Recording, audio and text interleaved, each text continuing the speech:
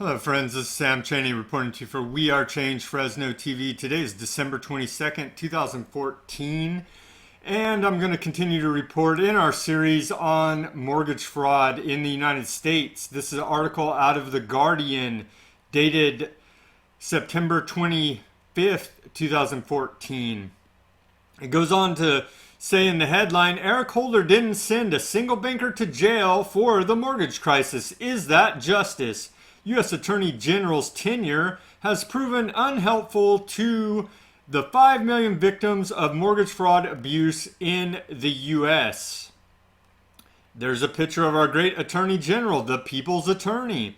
It goes on to say that he formerly worked at Covington and Burling, whose corporate clients are mega banks like J.P. Morgan Chase, Wells Fargo, Citigroup, and Bank of America. I see a little bit of conflict of interest there, don't you folks? It looks like the Justice Department head is running a racketeering operation with these big banks. It goes on here in the article to say that as far back as 2004, the FBI warned of an epidemic of mortgage fraud, which they said would have as much impact as the savings and loan crisis. They were wrong. It was worse.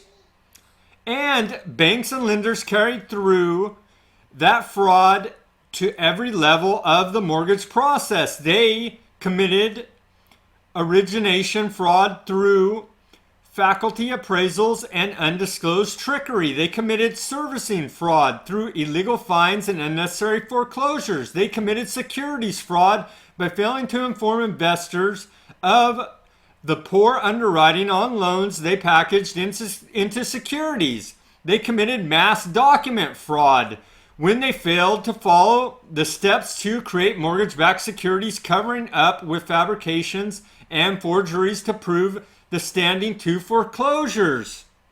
So you can see this is a complete undermining, a systemic undermining of our financial system, of the housing market, which Eric Holder is now complicit in with his lack of prosecution of these big banks. The story goes on to say that a recent series of security fraud settlements with J.P. Morgan, Bank of America, and Citigroup, which DOJ said cost the banks $36.65 billion.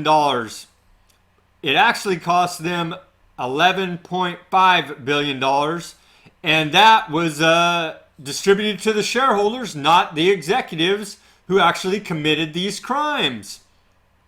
And so, I'm going to post a link to the story in the article.